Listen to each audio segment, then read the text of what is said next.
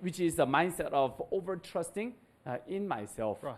Yes, that's why people has to be continuously aware about these refugees. And the more they are aware about refugees, they will also have the same heart as a human being, also wanting to support them and also guide them and also share this opportunity and together, not only keeping it only to yourself. Okay. And so I say that that is a fifth level of mindset of those people who are over-trusting in themselves, easily just despise and excluding them from their own groups as well. Okay, let's give our director a big round of applause.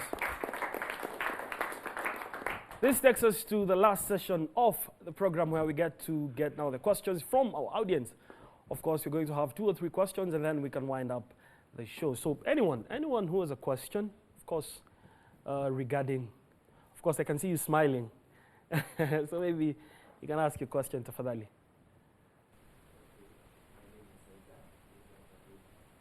Okay, I actually wanted to ask, I do like helping so much. So when I see someone is discarded or is away from the family, when you get to ask, they tell you that maybe the family has chosen them. They have been thrown away because of some few things. But actually, I'd like to have that heart of coming and helping, going there, giving them the mind lecture, because I've been taught the mind lecture. Actually, thing that have led me to ask this question is because the KFC boss, he was bankrupt at around 65 years old, when he was 65 years old, and he wanted to get his job back. So he tried 1008 to try and look the way forward, but he never gave up. The 1009 time he was able to become, he get someone to sponsor him. So actually, if you're in a refugee camp, if you go to look for work, you need to try and go and go and go, you know. But when you go once and you are being told to go away, and go twice you are being told to go away, then you give up.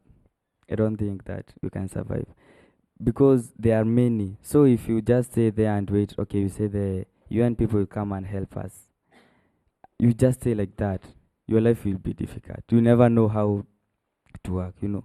But if you decide by yourself and say, let me try your best, and you find yourself out. So actually I wanted to become, that's my dream, to become a UN person. So yeah. Let's give him a big round of applause. In Kenya, we have insecurity. Insecurity is running our country. And we found out that most of Kenyans claim that refugees, mostly from Somalia, are responsible for the blast and so-called. Why is it that Kenya is allowing many refugees to come, yet we have insecurity? Is it that we are competing with other countries? The country which has many refugees will win a trophy, or what? That's a very wonderful question. Why is it we allow a lot of refugees in Kenya? Well, thank you, Fred, for your question. And thank you, Isaac, for your interest to assist or to be part of the team that is finding solutions for refugees. Well, Fred, you know, each country has an international responsibility. Under the UN Charter, each country has an international responsibility to provide asylum to refugees. And in this region, Kenya is like an oasis of hope.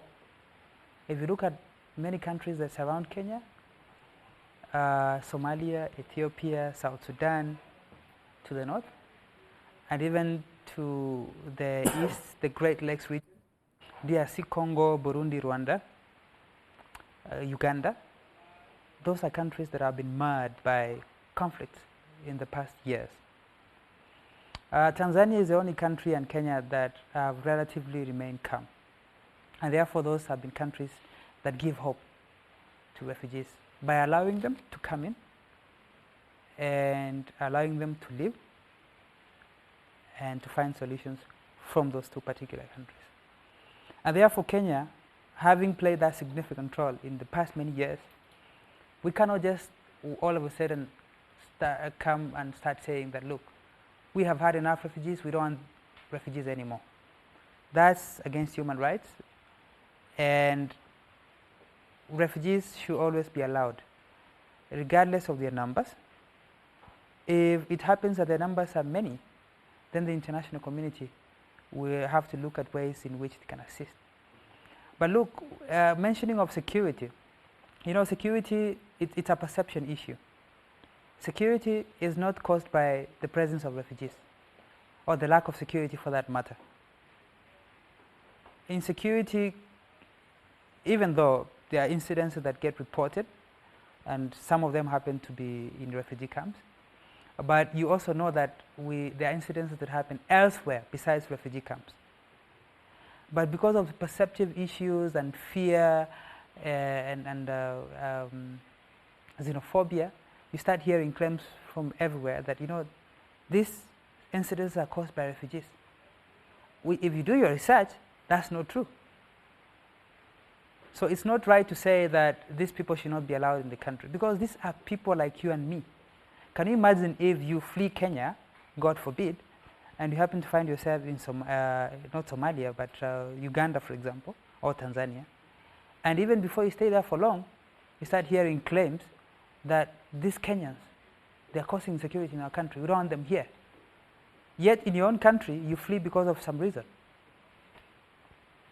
So I hope I answered your question right. Okay, let's give Mr. D a big round of applause. But also, you'd agree with me that insecurity, again, is just a major now challenge inside the camps. Because I was, I was doing a research and I was aware that your organization and other NGOs cannot actually work at night due to insecurity within the camps. What maybe is done, maybe just inside the camps, like so that we can have maximum security? Well, the government is the one in charge of management of refugee camps. We do work with the government very closely, and in so many instances, to provide security. Where there's no capacity, we try and support by maybe providing funds for purchase of vehicles for the police to move around. We do fund them, we do train them on how to handle this vulnerable community of refugees. We do help in training them on how to handle GBV, sexual and gender-based violence related cases. And recently we have begun programs that are meant to, promote youth inclusion. Because as some of you were saying earlier, if you have a whole population, thousands of people sitting idle, they have completed their O-level studies, Form 4, and they have no opportunity in tertiary institutions or higher learning institutions. What happens to these people? There's an old cliche that says, an idle mind is the devil's workshop. You find they start thinking of things, how to, maybe rob one person here and there, and it's almost natural. It doesn't just happen in refugee camps. It can happen in any other town. So we have recently been working with the government of Kenya and other partners to establish a youth inclusion and anti-radicalization. Yeah, because it's possible that some people might have found their way into a refugee camp and started spreading, not very nice messages, radicalizing the youth. But we do not want to take chances.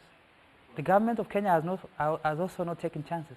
You've realized that it's doing anti-radicalization campaigns across the country. So this is not just a challenge unique to refugee camps. It's a challenge to the whole country. And we are in a time when there's terrorism, not just in Kenya, but all over the world. And therefore, it requires our partnership and our working together to sort out these problems. Okay. Yes. So we actually need to end the show, so I'll give our director a chance so that you can give us a parting shot. Yes. since I am the director of International Mind Education Institute and also leading the youth of having the changed mindset, I want to say that we all change our mindset, and so that we don't live for I myself, and we live for others. And so I hope we can also all travel to these refugee camps and also mingle together with them. I think that's also a great volunteer work as well. Not necessarily only cleaning and things like that, but to go there and also become one together with them, right, and share together with them and become their friend. Actually, to them, Kenya is also a foreign country. Also for me, Kenya is a foreign country. Yeah. But to go there and also make local friends, Kenyan friends, I think it's also going to be a great opportunity for them as well. And so I hope we no longer live for ourselves, but live for others first. Right. Think about others first. Then I believe that God will also bless all of you, and you will also have the better life as well. So let us live also for other people, especially also let us consider and think about our refugee and especially the youth there as well. Thank you. Okay, let's give her the refugee. Duke, please, just give us your parting shot. Well, I'd just like to pick what Mr. Yohan said. Let's try and live not just for ourselves, but also for others. That's a very powerful message. And it applies very strongly for refugees, that we should love them. Right. We should really love refugees. We should not be very quick to judge them, because it's a situation which we can very easily find ourselves in. We have to be thankful to God that we're in a very peaceful country. We have been at the verge of conflict and collapse in the past, but God came through us. So we have to be always thankful that we have a nice country that is even able to host refugees. It's a wonderful privilege that we have. Right. So let's take interest in learning who refugees are. What is it that they do? We have urban refugees here in Nairobi and in other towns. It's very difficult to travel to refugee camps because logistically it's not very easy. But if you do have an opportunity as a student, perhaps you may want to go there, study, write a thesis. I'm sure all of you are aspiring to join college, or maybe perhaps you have joined. Study about refugees. Always, come up with ideas, propose solutions, because we are all of us in the journey of finding solutions for refugees. Thank you very much for hosting. Okay, let's give We'd love to host you again. So please, let's give both our director and our main speaker a big round of applause. Thank you. Okay, so viewers, we need to end the show, but I'll leave you with one thing. If you think that the purpose of life is only to serve yourself, then you have no purpose at all. Live a life of serving others, and with that, you'll have true happiness in your heart. It's a wrap from us. I've been your host, Kevin. Upon you. Till next time, it's a goodbye. Please, let's give ourselves a big round of applause.